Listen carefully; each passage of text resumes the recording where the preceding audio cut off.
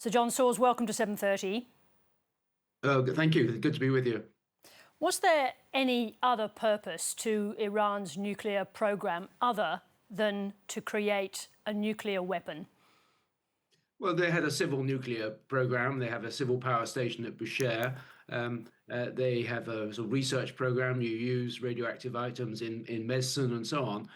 But the combination of their activities, their work to produce highly enriched uranium, their secret plans to produce a bomb design, they all point to nuclear weapons being the end goal. Now, they wanted to move towards closer and closer to that objective without crossing the threshold. At least that was their previous purpose. But it's hard to interpret what they were doing as anything other than preparations to produce a nuclear weapon.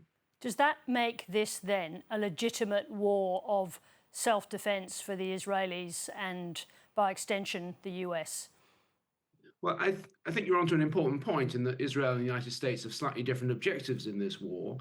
Usually, before you launch a war, you have to be able to show there is an imminent threat to you if you want to preempt that threat.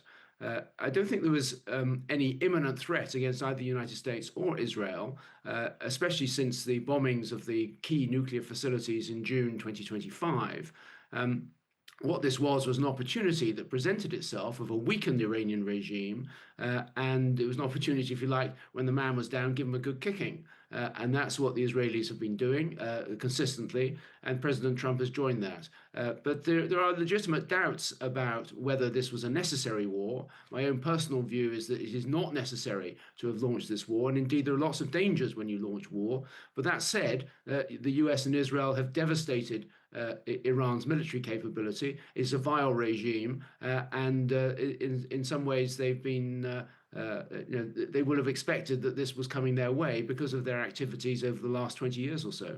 But let me just ask you that question. If you can see the direction of travel, if you like, that they are on their way, that everything they are doing indicates that they are moving towards the creation of a nuclear weapon, why wait?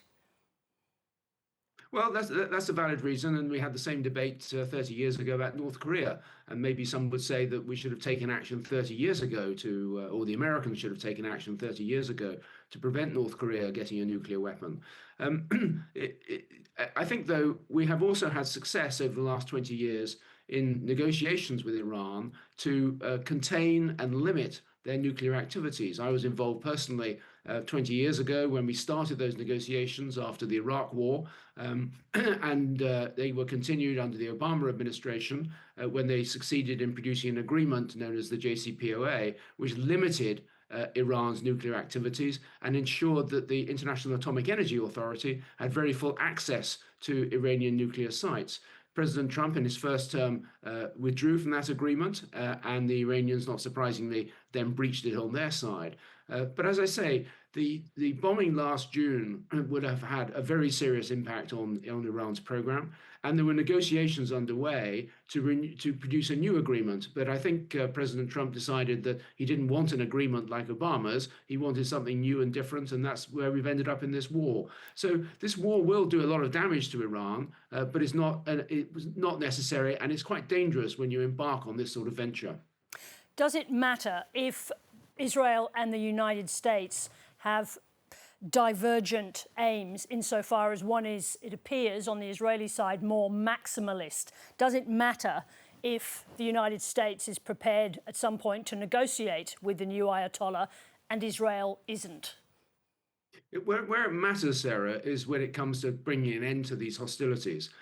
I think the Americans and certainly all the countries around Iran, the Gulf countries, Turkey, Pakistan, Azerbaijan, they all want to have an authority that they can deal with in Tehran. They do not want this regime to collapse.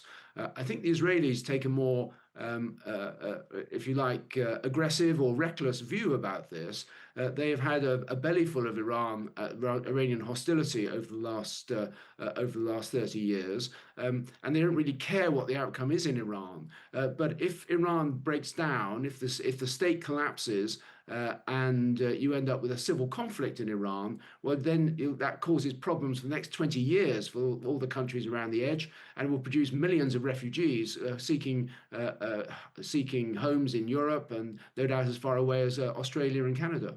Can you envisage an outcome where the regime, with its new leader, is willing to accept more control over its nuclear program? Well, I think that will take time to determine. And the new supreme leader, he's lost his father, lost his mother, lost his wife, lost his son. He's not going to be in very forgiving and cooperative mode, I don't think. And the hard line of this regime, I think, has continued over the last few days. But at some point, the leadership in Iran is going to have to face up to the predicament that their people are in. The country is in a terrible state. The economy has largely collapsed, not because of the bombing, but because of the incompetence of the Iranian regime.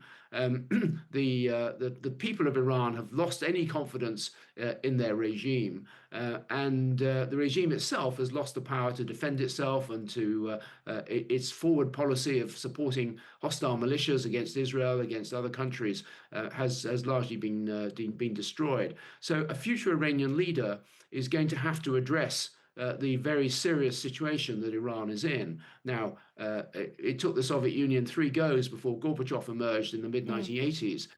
And it may well take several goes before the Iranians choose a leader like that. But at some point, Iran is going to have to come to terms with its situation.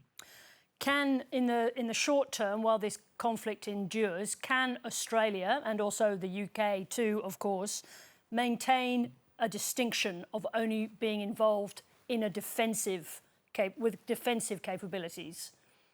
Well, I think we can.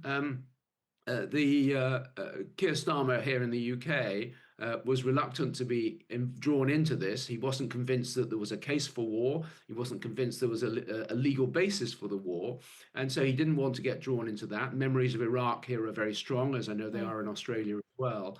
But when your own bases, our bases in Cyprus, when our allies in the Gulf, in Oman, in Qatar, in the UAE, countries where we have military personnel and other facilities there, and when they come under attack, well, you're obliged to step up and support those countries and support your own troops. So I think there is a distinction between defensive and offensive. Obviously for the UK as well, we have the question of bases, whether our bases in the UK, in Cyprus, or in Diego Garcia in the Indian Ocean can be used for this offensive, for this case. And again, Keir Starmer has sought to make a distinction between offensive action and defensive action. And I think I'm not on top of all the details of the Australian debate, but I think there's less demand to use Australian facilities than there is British ones. Do both Russia and China benefit from this conflict playing out?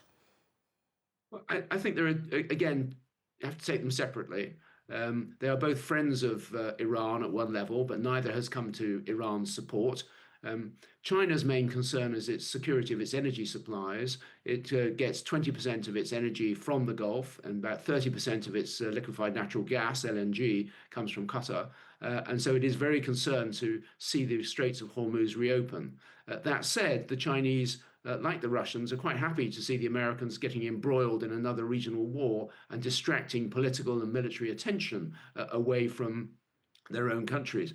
Russia, I think, alongside Israel, is one of the two countries that is benefiting from this conflict.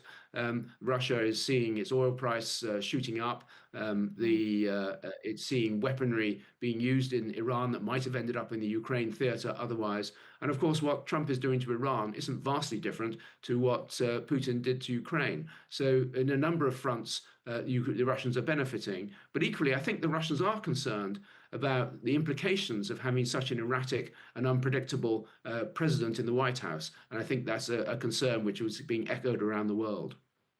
So John Sawers, thank you very much indeed for joining us. I appreciate it. Thank you, Sarah.